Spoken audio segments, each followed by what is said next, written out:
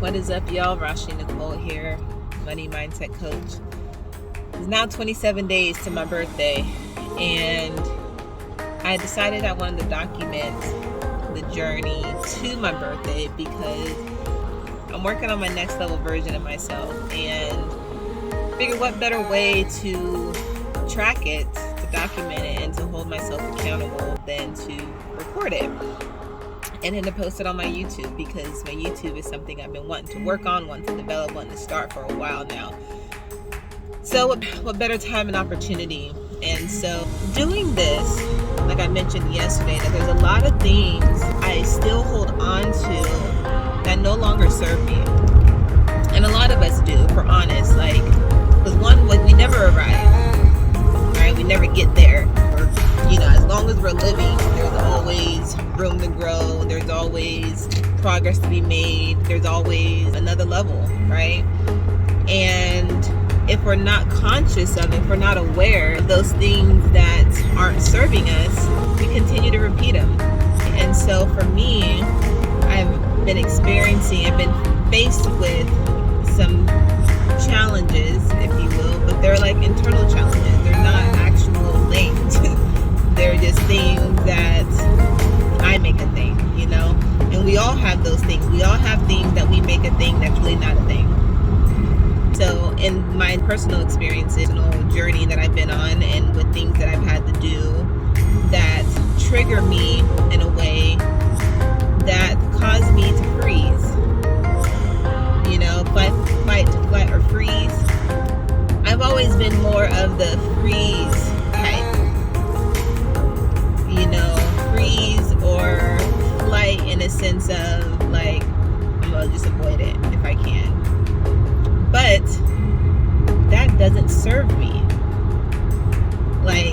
So as I've just been doing my soul searching and reflecting and things of that nature, just really trying to be more attentive to those thoughts and feelings that cause me to freeze. For what? I personally have a tendency to be hyper aware. I'm an overthinker, okay? Recovering overthinker, because I'm releasing the habit of overthinking.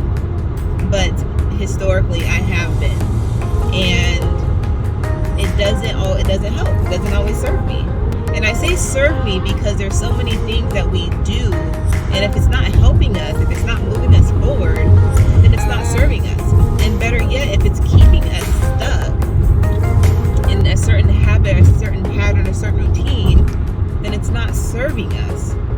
So if it's not serving us, we can let it go, right? Let it go. We can let it go. But what happens is a lot of these habits and tendencies, they come from ways that we have had to learn to adapt, adjust, survive, get along, whatever it may be growing up. And we all have that child version of us, that little boy, that little girl inside of us that never goes away. And if we don't learn how to address those things, they forever remain a part of us in the context of how we've always known it to be, even though that may no longer serve us. I saw a post on social media, and it said, the way we've learned how to survive may not be serving us and helping us to thrive, or there's something to that effect. Like the way that we've learned how to survive, the things we used to have to do may not serve that next level of version of us.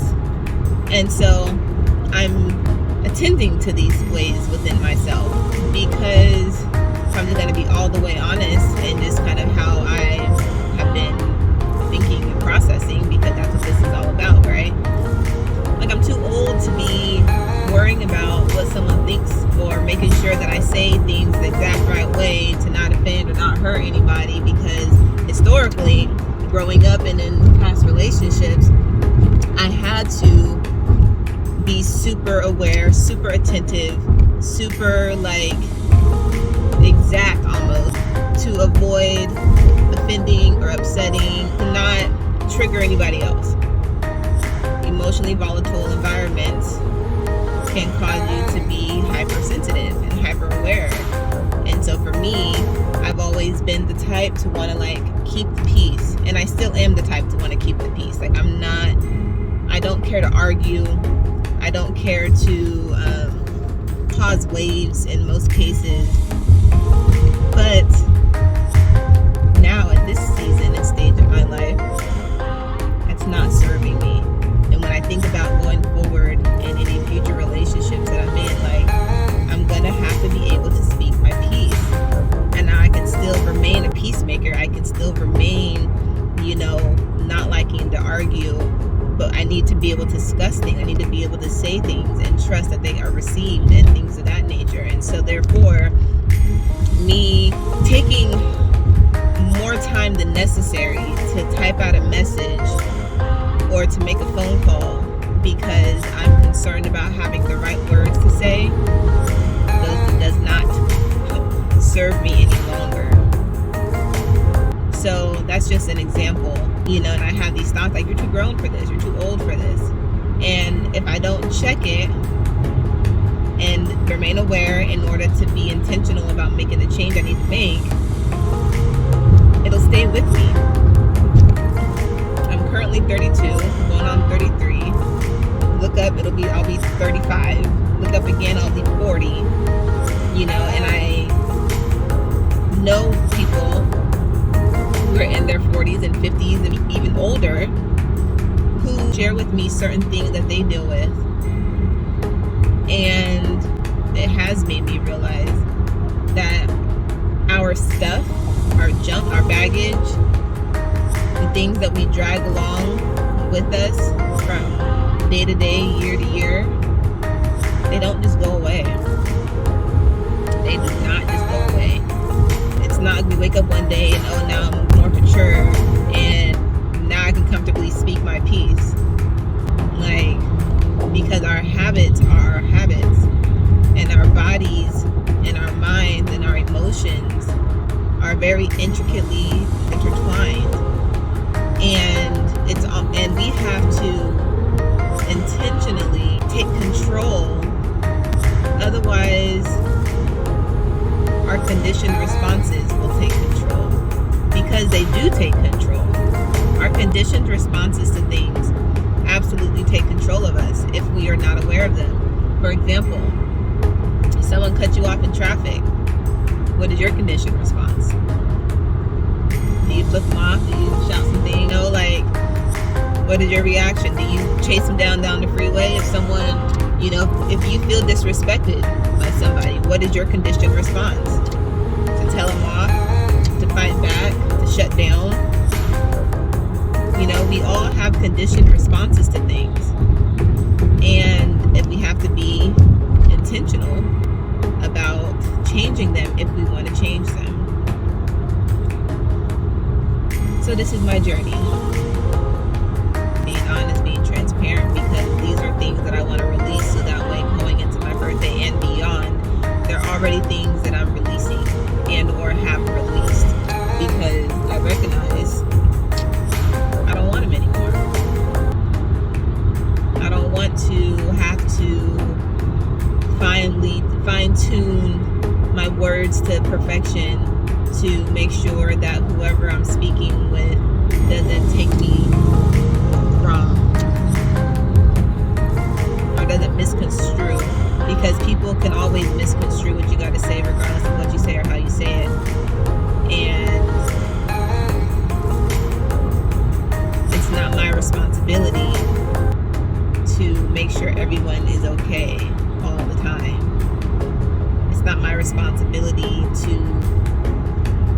to manage other people's reactions and triggers.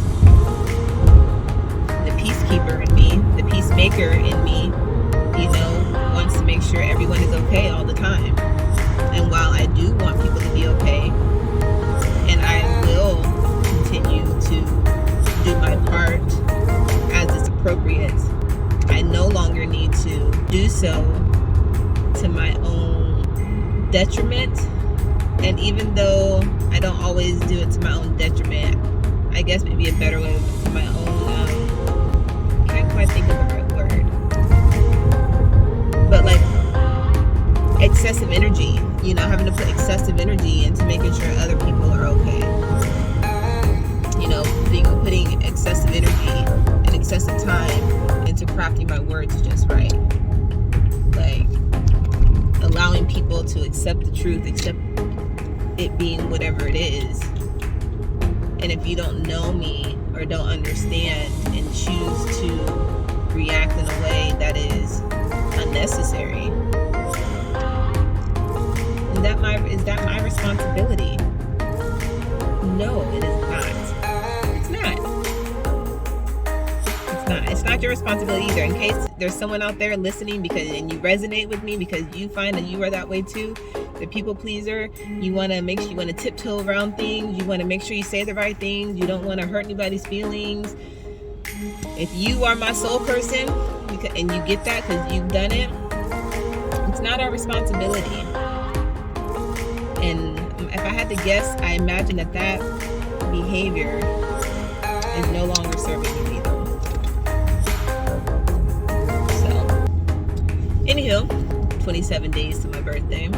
Countdown, personal reflection, personal releasing.